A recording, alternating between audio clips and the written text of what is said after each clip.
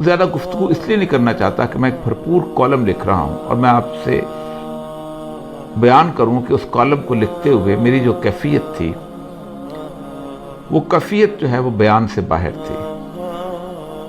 میں کالم پڑھ کے سنا دیتا ہوں اس لیے کہ اس کالم کے بعد میرے پاس کوئی اور لفظ ایسے نہیں بچیں گے کہ میں اس تقریر پر تبصرہ کر سکوں۔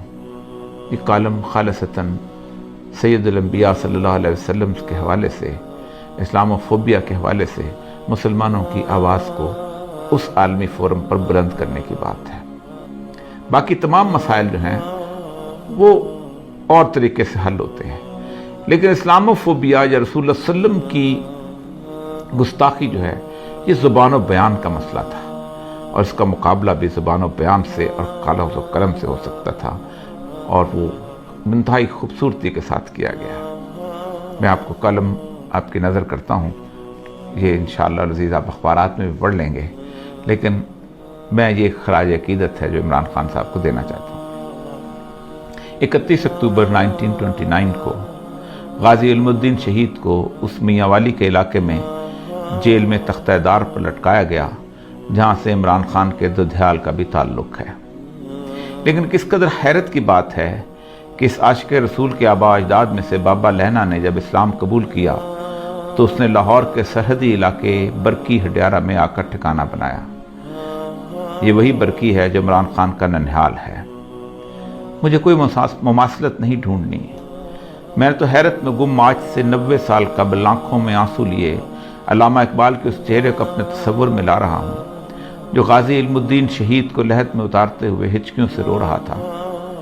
میاں والی میں شہید کو دفن کرنے کے بعد جب مسلمانوں کا ایک وفد علامہ محمد اقبال، سر محمد شفیع اور مولانا ظفر علی خان کے ساتھ گورنر پنجاب سے ملا اور غازی علم الدین کے جسد مبارک کی حوالگی کی درخواست کی، تو اس یقین دہانی پر مان لی گئی کہ امن عامہ کی ذمہ داری آپ لوگوں پر ہی ہوگی۔ 15 دن بعد لاہور کی تاریخ نے ایک خیرہ کن منظر دیکھا۔ غازی علم الدین کا جسد مبارک ایسا تر و تازہ تھا کہ چہرے پر غسل کے پانی کے قطرے چمک رہے تھے، یوں لگتا تھا جیسے ابھی بھی غازی علم الدین شہید وضو کر کے آئے ہوں۔ لاہور کی تاریخ کا سب سے بڑا جنازہ 5.5 میل طویل کون تھا جو اس سعادت سے محروم رہتا؟ شہید کو لحد میں مولانا دیدار علی شاہ اور علامہ اقبال نے اتارا۔ میت کے سرہانے کھڑے آنسوں سے تر اس عاشق رسول اندلیب باغ حجاز اور پروانہ رسالت علامہ اقبال نے کہا، ترخان کا بیٹا آج ہم پڑھے لکھوں سے بازی لے گیا اور ہم دیکھتے ہی رہ گئے۔ ہر وہ شخص جو سید الانبیاء کے ناموس اور حرمت سے محبت کرتا ہے، اس کی کیفیت اس وقت بالکل ویسی تھی جب عمران خان عالمی فورم پر سید الانبیاء صلی اللہ علیہ وسلم سے مسلم امت کی والہانہ محبتوں کا اظہار کر رہا تھا۔ ایسے میں میرے پاس اسے نظر کرنے کے لیے آنکھوں میں ڈبڈباتے ہوئے آنسوؤں کے سوا کچھ نہ تھا۔ کون ہے جس کا دل زخمی نہیں ہے؟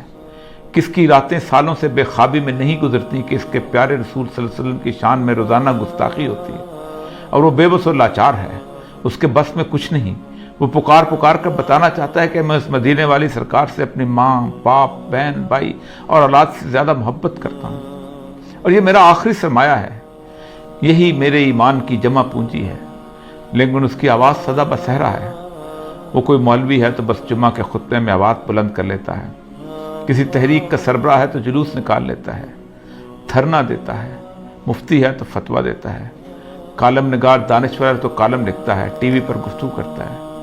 لیکن یہ سب مل کر بھی اپنی آواز گستاخان رسول اور اسلام دشمنوں تک نہیں پہنچا سکتے، اور نہ ہی ان کو عالمی سطح پر اس طرح لاجواب کر سکتے ہیں جس کا موقع اور استحقاق میرے اللہ نے عمران خان کو عطا کر دیا۔ میں تو مالک کے کائنات کی فرما روائی کا اس حد تک قائل ہوں کہ کوئی پتا بھی اس کی مرضی کے بغیر نہیں ہلتا ہے۔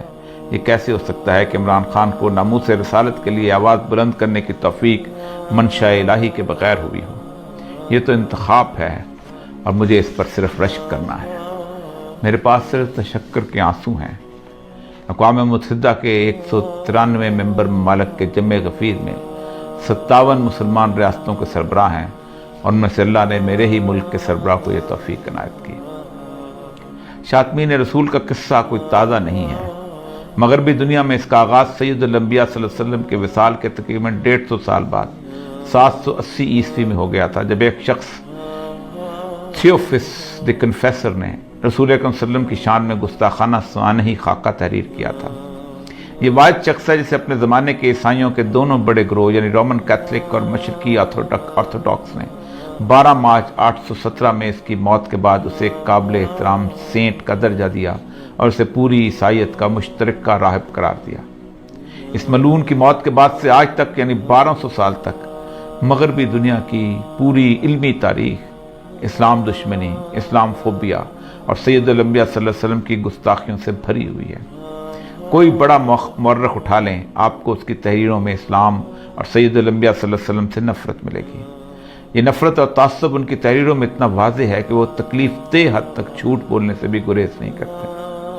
آپ کوئی بڑا نام لے لیں، William Muir, Margoliouth, Max Weber, doctor Sprenger, Toynbee, sir Hamilton Gibb, Montgomery Ward, Thomas Carlyle, غرض ایک لمبی فہرست ہے جس میں ہر کسی نے ہر صدی میں اس جرم میں حصہ ڈالا۔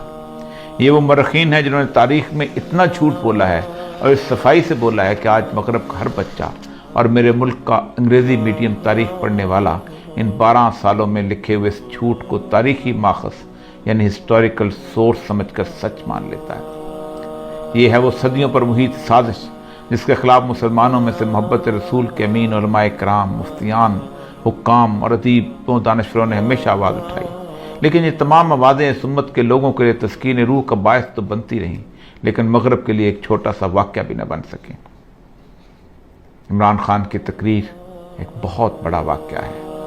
یہ 2 وجوہات کی بنیاد پر زیادہ پر اثر ہے، جادوئی تاثیر رکھتی ہے۔ پہلی وجہ یہ ہے کہ وہ اس مغرب کی تہذیب کا ہیرو رہا ہے۔ اسے یورپ کے نوجوان لڑکے اور لڑکیوں نے دہائیوں تک اپنے دل کا شہزادہ، ہارٹ تھروب بنا رکھا تھا۔ ایسا شخص جب میرے آقا سرکار دو عالم صلی اللہ علیہ وسلم کی ناموس کا پرچم اٹھاتا ہے تو پھر مغرب سوچنے پر مجبور ہو جاتا ہے۔ ان کا یقین ایسی تمام جھوٹی تحریروں پر متزلزل ہو جاتا ہے اور وہ اصل اسلامی ماخذ کی طرف رجوع کرتے ہیں۔ دوسری وجہ یہ ہے کہ ایک بہت بڑے اسلامی ملک اور ایٹمی طاقت کا منتخب وزیر اعظم ہے۔ اس کی آواز پورے عالم میں گونجتی ہے اور وہ بھی ایک عالمی فورم پر، تو پھر وہ صرف عمران خان نہیں بلکہ 22 کروڑ مسلمانوں کا نمائندہ بن جاتا ہے۔ ایسا نمائندہ جسے 1.5 ارب مسلمانوں کی نمائندگی کا حق اور میرے آقا کی ناموس کے تحفظ کا شرف بھی خود بخود حاصل ہو جاتا ہے۔ ایسے مواقع گزشتہ 30 سالوں میں بے نظیر زرداری، مشرف اور نواز شریف کو بھی اپنے دور اقتدار میں ملے تھے، لیکن انہیں یہ سعادت حاصل نہ ہو سکی۔ سلمان رشدی کی واحیات کتاب 1988 میں آئی تو پورا عالم اسلام سراپا اشتعال تھا۔ بے نظیر اس کے خلاف احتجاج کرنے والوں پر گولی چلانے کی فرد جرم لے کر دنیا سے رخصت ہو گئی۔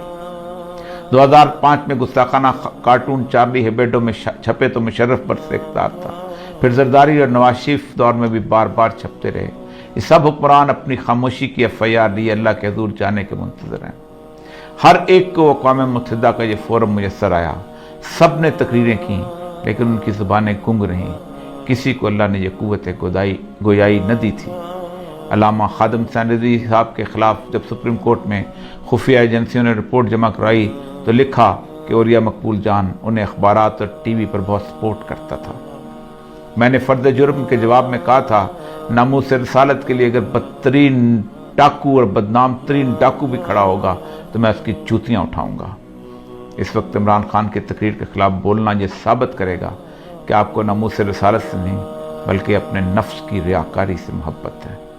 میری حالت تو اقبال کے آنسوں سے بھیگے چہرے والی ہے کہ ساری زندگی ناموس رسالت پر لکھتے بولتے رہے اور ایک مغرب زدہ کھلاڑی بازی لے گیا۔ وہی کیفیت ہے جو اقبال کی تھی۔ میرے پاس ان ٹپٹپاتی آنکھوں میں آنسوں کے سوا کچھ نہیں ہے، شاید اس راستے میں یہ قبول ہو جائے۔